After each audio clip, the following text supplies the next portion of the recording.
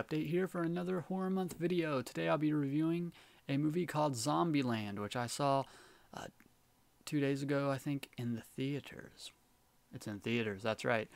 So, everyone knows I'm a fan of zombies, and if you don't, I'm a fan of zombie movies.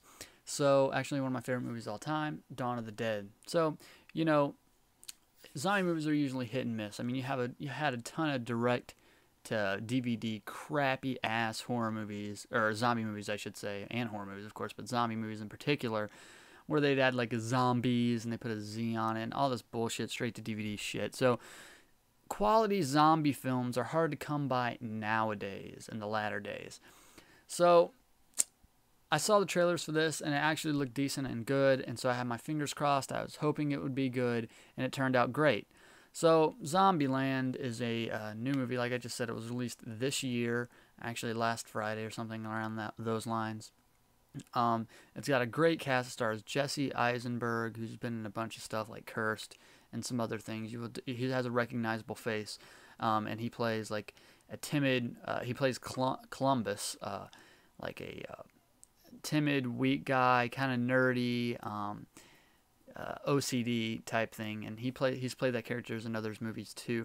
Basically, he was John Cera before John Cera was. And then you have Woody Harrelson. Everybody knows who that guy is, who plays Tallahassee, who is a badass, doesn't give a fuck, zombie killing machine basically. And his character is just great and funny. He just has fun killing zombies. It's great. He tries to think up creative ways to kill them and tries to get zombie kill of the week and stuff like that. You also have Emma Stone from Superbad, who is in this, who is looking pretty hot in this, and she's kind of badass as well, who plays Wichita. And you have Abigail Breslin, who plays this character Little Rock, and she is from the movie Little Miss Sunshine, although I have it, but have not watched that yet. But everyone's talking about that, and she does a great job too. She plays Wichita, or Emma Stone's little sister. And the names Columbus, Tallahassee, Wichita, and Little Rock are basically names given to each of the characters by Tallahassee, the Woody Harrelson character, because he doesn't like to get involved with people or get to know them or who they are. So he just gives them their name by the city that they're trying to get to or where they came from. So like I said, this ZombieLand movie is about zombies. It's about a zombie apocalyptic world where zombies have taken over, basically, taken over the humans for quite a while now. A couple of years, the zombies have been taken over, and there are very, very few humans left. Throughout this journey that our characters go on, they are the only humans, other than one special cameo character, which is the best cameo ever. They're the only other humans in the movie. So it's basically the cast that I just said, and the rest are zombies. There's no other humans in the movie. And it stars this Jesse Eisenberg, who plays Columbus. Like I said, he's OCD. He's kind of nerdy. He really doesn't have any. Before the zombie apocalypse, he really didn't have any friends. He stayed in, played computer most of the time, browsed the internet. Wasn't very sociable, didn't have a girlfriend, etc., etc. And one would think, how is this guy staying alive when he's seemingly weak and has all those things kind of going against him? Well, he sticks to this set of rules, which he has a whole bunch of rules, over 30, I believe. It doesn't say all 30, but as they go along, or in the beginning, he runs down some of the most important rules, and he has this little notepad. He writes new rules down when he thinks of them, and he abides by these rules. First one, and most important, is cardio. You got to be able to run. Seeing as how in ZombieLand, all the, it's the Dawn of the Dead, the non-zombies from 28 Days Later, they just run at full speed. So you got to have good cardio. One of them is, never go to the bathroom where you can be put up against a wall and stuff like that. So he has this list that has saved him numerous times and is why he's still alive in the zombie apocalypse today.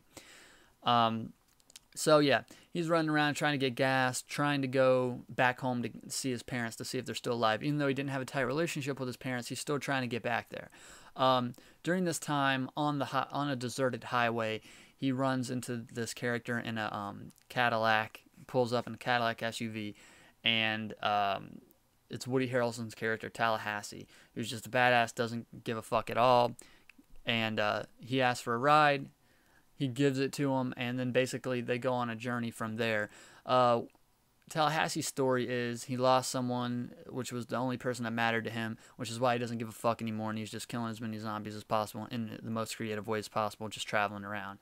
The one thing he wants to do in this world is find a Twinkie, and that's his main find a Twinkie to eat. That's his main goal in life now since the zombie apocalypse happened. Then later on, a little bit into the movie, Emma Stone's character and Abigail Breslin's character is introduced, and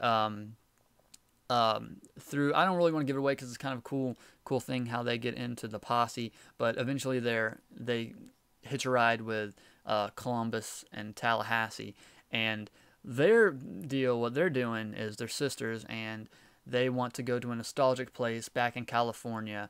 I can't remember what the amusement park is called, but it's like Dreamland or something. They just want to get there because it has nostalgic value, and they think that there's no zombies there. Well, that's what the little girl thinks. The older sister knows that it's just a pipe dream. There's probably zombies everywhere, but they still want to just get there. And that's basically it. There's zombie carnage, there's blood, there's gore, there's great funny moments throughout. They eventually make it to California, and they get a map to the stars because they want to, hang out in House of Luxury, where the cameo comes in. It's a great cameo. It really is a good cameo. There's great funny moments throughout.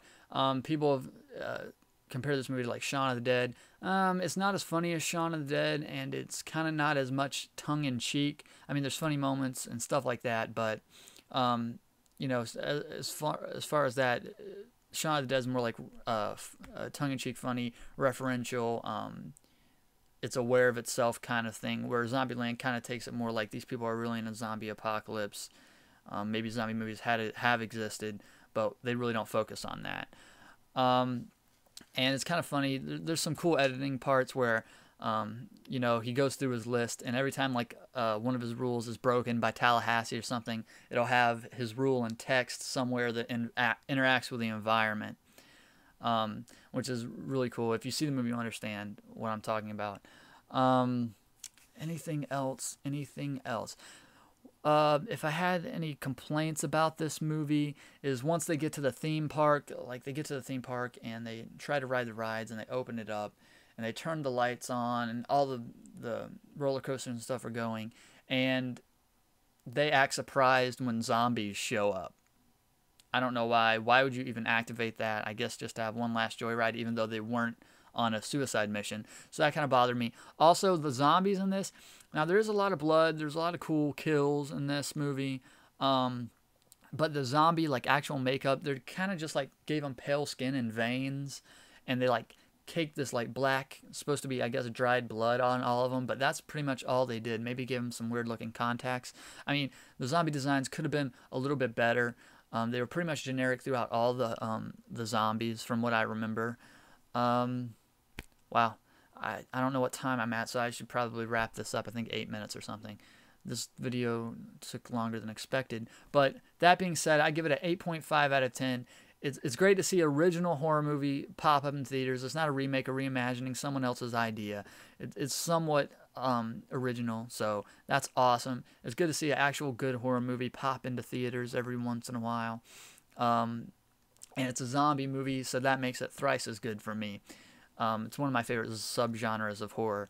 And so that's been my review of ZombieLand. I definitely think you guys should check it out in theaters. I will be buying it when it comes out and on Blu-ray or DVD, depending on what I feel like at the moment. It has its faults, but it's overall a great movie, original, and it's fun to see with other people. So I give it, like I said, 8.5 out of 10. Thank you for watching this horror month so far. It's been pretty fun doing them. I pretty much I've stayed one a day, so that's great. As always, comment, rate, subscribe, do what you do, and I'll see you when I see you.